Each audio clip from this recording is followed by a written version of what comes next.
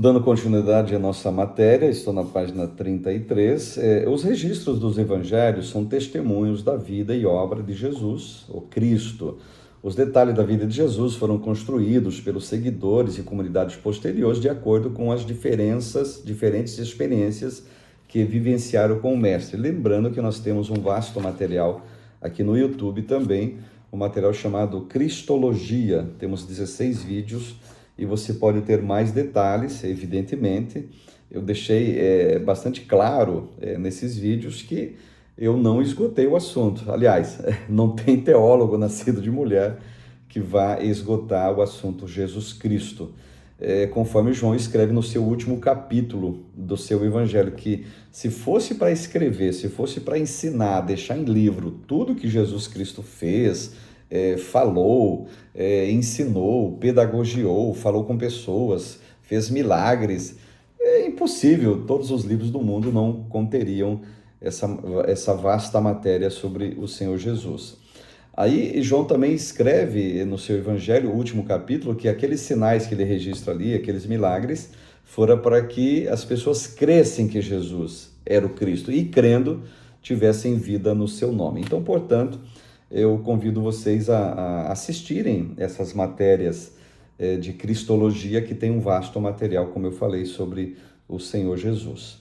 A comunidade primitiva, página 35. Na sua fase inicial, o movimento cristão ele tinha seu centro em Jerusalém, onde foi visto pelos judeus como uma nova seita ou agrupamento dentro do corpo prosélito do judaísmo.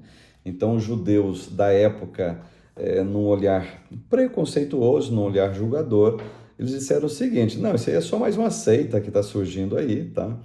Ele chamava até a seita do caminho, e dizia o seguinte: não, isso aí só são judaizantes prosélitos do judaísmo, que está tendo uma mistura agora, estão crendo aí num Cristo aí que diz que morreu, ressuscitou, vive dentro deles e tal. Então tinha esse preconceito evidente da época, né? Sabemos que a primeira comunidade cristã organizada em Jerusalém era composta de judeus, que, fundamentados na ressurreição de Jesus, anunciavam a chegada do reino de Deus e o retorno iminente do Cristo ressurreto. Ou seja, aquela promessa, Jesus está subindo numa das oliveiras, anjos aparecem e dizem para aquele grupo que está ali, tá? O grupo que vai subir para o cenáculo: olha, o mesmo Jesus que subiu, tá? Ele vai voltar da mesma forma.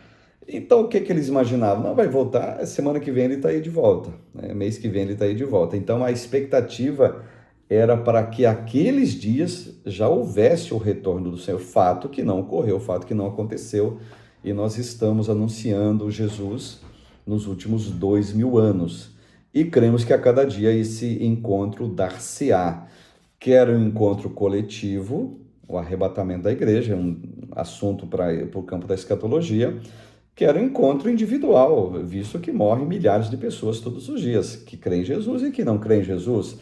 E conforme diz o escritor anônimo aos Hebreus, ao homem está ordenado morrer uma só vez, vindo depois disso o juízo.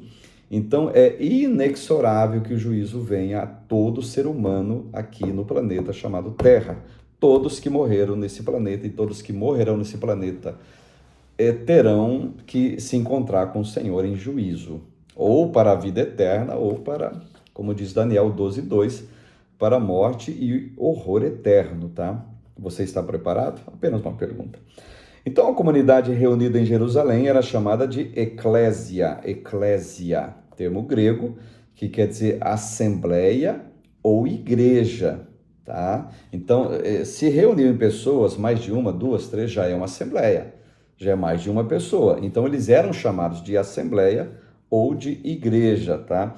A comunidade percebeu-se como, através de sua missão e submissão a Jesus, como o verdadeiro Israel de Deus, a comunidade do fim dos tempos que o Senhor reconhecera quando vier em glória. Essa assembleia, a igreja, possuía suas próprias instituições que expressavam sua identidade de acordo com o que Jesus havia ensinado. No início era assim: eles praticavam o batismo como sinal de arrependimento, buscavam o batismo com o Espírito Santo e se reuniam regularmente para orações, exortações e partir do pão, conforme nós vemos um texto maravilhoso de Atos, capítulo 2, versículo 42 e 43 em diante. Nós vemos, sim, está entrando pelo capítulo 3, capítulo 4, que a igreja está nessa dinâmica de unidade, de união, ora lá no alpendre de Salomão, ora nas casas, e basicamente era nas casas, eram comunidades, não tinha uma igreja construída, uma capela, aquele endereço, tal horário vocês vão para tal endereço, não, eram reuniões em casas, e celebrava o nome de Jesus, batismo, buscava o batismo com o Espírito Santo, Santa Ceia, e a expectativa da volta do Senhor naqueles dias era muito pulsante no coração da igreja. Fato que me parece que nos dias atuais essa pulsação do retorno do Senhor, essa pulsação do encontro com Jesus nos ares, volta de Jesus, arrebatamento, encontro com o Senhor, me parece que essa pulsação ela está com, entenda essa metáfora, com os batimentos cardíacos bastante baixos na nossa presente era. Perdeu-se, parece, o desejo de uma outra vida, me parece, né? E Paulo, ele vai citar o seguinte: se a nossa vida se resumir a apenas essa vida, que nós somos os mais miseráveis de todos os homens. Então, que o desejo, né, da volta do Senhor seja latente na tua vida, na minha vida. E Paulo diz que a coroa da justiça está preparado para, não só para ele, Paulo escrevendo para o Timóteo, não só para ele, mas para todos aqueles que amam a vinda do Senhor, tá? Que amam a vinda do Senhor. O que Paulo quer dizer? Aqueles que desejam, aqueles que querem. Não é porque Paulo, quando escreve isso, está próximo da morte, a segunda carta de Timóteo, que ele vai dizer o seguinte: não, eu estou aqui agora amando a vinda do Senhor. Paulo sempre desejou estar com Cristo. Isso a gente vê em vários momentos nas cartas que ele escreve a destinatários, dizendo desse desejo latente. E Paulo deixa claro: quem ama a vinda do Senhor, a coroa da justiça está preparada. Então, que voltemos a amar a vinda do Senhor. Página 35, continuando, os membros fundadores dessa eclésia foram os 11 discípulos escolhidos por Jesus, segundo o livro de Atos 1:26. Matias ele foi escolhido elevando esse número para 12, porque agora nós temos um substituto para o ex-discípulo que cometeu suicídio, estou falando do Judas, né? Na época em que Atos foi escrito, estes homens estavam sendo chamados de apóstolos. A igreja em Jerusalém era liderada por Tiago, o irmão do Senhor, Pedro e João. Os problemas na comunidade de Jerusalém começaram a partir da incorporação da comunidade de judeus da diáspora, porque os judeus da diáspora, eles se aproximavam, chegavam, se aceitavam Jesus, mas tinha, conforme está na página 36 e 37, eles ainda queriam trazer resquícios do judaísmo para o cristianismo, agora para a eclésia, para a igreja. Então, tiveram esses problemas, tanto é que a primeira assembleia, digamos, a primeira convenção acontece para desmistificar esses problemas, para tirar esses problemas que os judeus, justamente da diáspora, quiseram trazer para dentro do seio da igreja. Então, aproveitando o gancho aqui, a Igreja de Cristo atualmente, ela não precisa que você use kippá para pregar, não precisa que você use talit aqui no teu pescoço para pregar o evangelho.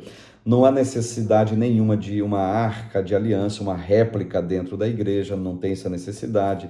Você não precisa botar uma menorá lá no púlpito da sua igreja, o altar, ou tribuna, conforme você quiser chamar, não há necessidade disso. Evidente, claro que não preciso nem dizer, o respeito, o amor, a paixão bastante lúcida que nós temos pela nação de Israel, os seus costumes, a sua vida, a forma com que eles servem a Deus. Evidente que sim, eu amo a nação de Israel, visito regularmente Israel, tenho amigos judeus e permanecerei amigos deles, mas a Igreja de Cristo, ela não precisa de apetrechos que remetem ao judaísmo do Antigo Testamento. Não há essa necessidade nenhuma, zero necessidade. E nessa época, se fosse hoje, os judeus da diáspora aceitando Jesus, mas vamos manter a circuncisão ainda, vamos manter o uso do talit, vamos manter a menorá, vamos manter as festas, vamos manter as festas que a gente tem que guardar do Antigo Testamento, o sábado, por exemplo. Não. Em Cristo não existe essa necessidade. Ou você é do Evangelho ou você é da lei. E em Cristo, a Bíblia deixa claro, ele é o fim da lei. Tá? Profetas, a lei foi até os profetas. Lei e profeta se resume em Cristo. Ele cumpre a lei. Ele, digamos assim, não anula a lei, não abroga a lei, mas ele cumpre a lei como o único homem no planeta Terra que teve essa capacidade de cumprir a lei. Tá certo? Página 37, Paulo e a expansão do cristianismo. A gente viu isso também, a importância que o apóstolo Paulo teve na expansão do cristianismo, como depois de Jesus, eu não tenho dúvida de afirmar aqui, não peco em afirmar, a maior figura do cristianismo. E lembrando, temos também um vasto material aqui no canal do YouTube sobre Atos dos Apóstolos, que vamos falar bastante acerca dessa figura extraordinária no trabalho da expansão da igreja. Página 38, página 39, na 40, traz bastante informações de Paulo. E aqui temos as viagens de Paulo, que já citamos na matéria de Atos dos Apóstolos, na página de número 41. A primeira viagem dá-se início em Atos capítulo 13, versículo 3, tá? A segunda viagem é dar-se início em Atos capítulo 15, verso de número 36. E lembrando, quem tem o material em mãos, temos os mapas aqui de onde Paulo deu seguimento e a projeção e progressão que ele teve aqui nas suas viagens missionárias. E a terceira viagem de Paulo, ela tem início em Atos capítulo 18, versículo 23. O ponto de partida novamente Antioquia, assim como foi da primeira viagem missionária. Aqui também o ponto de partida é Antioquia. E é interessante, a segunda viagem missionária de Paulo é uma coincidência, né? É de Antioquia. Então, Antioquia tem muito a ver com a primeira viagem, a segunda viagem e a terceira viagem missionária de Paulo. Antioquia da Síria, gente. Então, pare para pensar comigo. A Síria, um país um tanto quanto belicoso com relação a Israel, já foi um grande quartel-general de missões. Desculpe a brincadeira, os gideões missionários da última hora do antigo Israel, da antiga igreja primitiva, digamos assim, a partir de Paulo, foi Antioquia. Antioquia, eu penso que Deus ele tem um amor pela Síria, porque a partir da Síria, pessoal, Antioquia da Síria, é que o evangelho, em termos missiológicos, ele é expandido para o mundo conhecido da época. Então, que Deus envie um novo fervor missionário para a Síria, que Deus levante missionários para aquele local tão complicado, tão sofrido com relação à obra de Cristo na atualidade. Mas a Antioquia teve, digamos assim, um ponto muito importante nesse fato, tá certo?